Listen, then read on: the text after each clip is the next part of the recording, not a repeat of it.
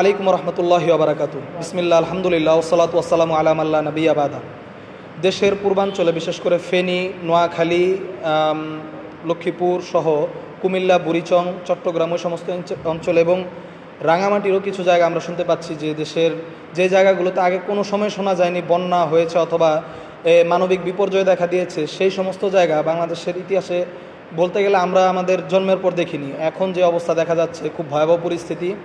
আল্লাহ রব্বুল আলমিন হাদিসে কুদসিতে বলেন যে কিয়ামতের ময়দানে আল্লাহ রব্বুল আলমিন বান্দাকে জিজ্ঞাসা করবে, মারিস্তু ফালাম তাউদনি, আমি অসুস্থ ছিলাম, তোমরা আমাকে দেখতে আসো নাই। আদমের সন্তান জিজ্ঞাসা করবে, হে রব, আপনি আমাদের ইলাহ, আপনি সব কিছুতে স্বয়ংসম্পূর্ণ, আপনি অসুস্থ ছিলেন, আমরা আপনাকে দেখতে যাইনি, এটা কেমন কথা হলো? আল্লাহ রব্বুল আলমিন বলে, ওই যে আমার বান্দা অসুস্থ ছিল, ওই যে আমার বান্দা ক্ষুধার্ত ছিল, পিপাসার্ত ছিল, তাকে তুমি দেখতে যাও নাই। তাকে যদি দেখতে যাইতা তাহলে সেখানে তুমি আমি আল্লাহ রব্বুল আলমিনকে পাইতা। সুবহানাল্লাহ।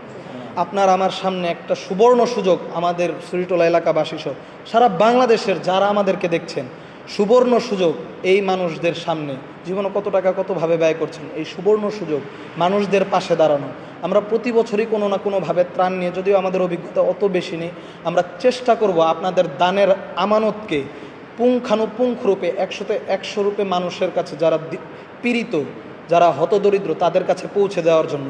আমরা তো আলহামদুলিল্লাহ এখন পর্যন্ত নামিনি, আলহামদুলিল্লাহ মানুষজন আমাদের ডাকে যে পরিমাণে সাড়া দিচ্ছে, আমরা আপনাদের কাছে আন্তরিকভাবে শুকরিয়া আদায় করছি যে আল্লাহ রব্বুল আলমিন আপনাদেরকে এত ভালো মন দিয়েছে এবং আমাদের প্রতি আপনাদের ফেইথ আছে।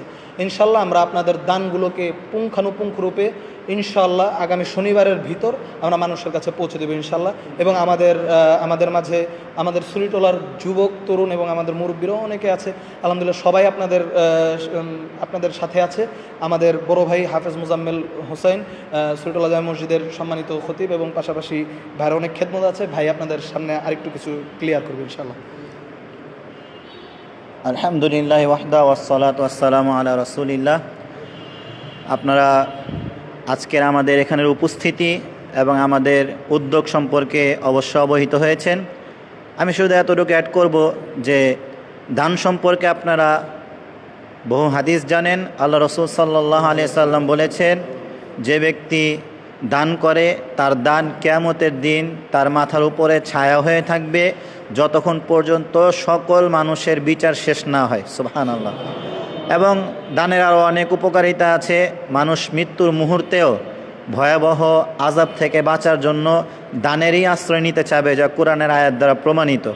অতএব আজকে আমাদের এই বাংলাদেশের আমাদেরই ভাই, আমাদেরই বোন, আমাদেরই আত্মীয় স্বজন, আমাদেরই সঙ্গী বিভিন্ন জেলায় বিপদগ্রস্ত অবস্থায় আছে। আমাদের সকলেরই দায়িত্ব যে তাদের বিপদে আমরা তাদের পাশে থাকবো ইনশাআল্লাহ। তো আমাদের সুরিটোলার আজকের এখানে উপস্থিত যারা আছে তারা সবাই সুরিটোলা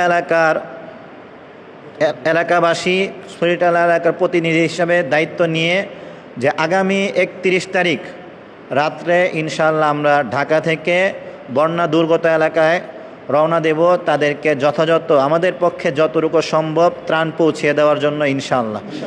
তো আমরা আপনাদের কাছে আকুল আবেদন করছি, এই যে আপনাদের পক্ষে যার যতটুকু সম্ভব শুধুমাত্র আল্লাহকে খুশি করার জন্য, আল্লাহর উপর ভরসা রেখে এবং আমাদের প্রতি বিশ্বাস রেখে, আস্থা রেখে ইনশাআল্লাহ আপনাদের দানের হাত প্রসারিত করতে পারেন। আমানতদারিত্বের সাথে ইনশাআল্লাহ আমরা আমাদের দায়িত্ব পরিপূর্ণভাবে আদায় করার চেষ্টা করব। আমার তৌফিক ইল্লা বিল্লাহ। ইনশাআল্লাহ আপনাদের কাছে আমাদের ফোন নাম্বার, মোবাইল নাম্বার, বিকাশ এবং নগদ নাম্বার স্ক্রিনে চলে আসবে। সেই বিকাশ নগদ নাম্বার আপনারা আপনাদের আর্থিক সহযোগিতা পাঠাতে পারেন ইনশাআল্লাহ। আল্লাহ তাআলা আমাদের সকলকে এই মহান উদ্যোগে সহযোগী হওয়ার তৌফিক দান করুন। আমিন। ওয়া আখির দাওয়ানা আলহামদুলিল্লাহি।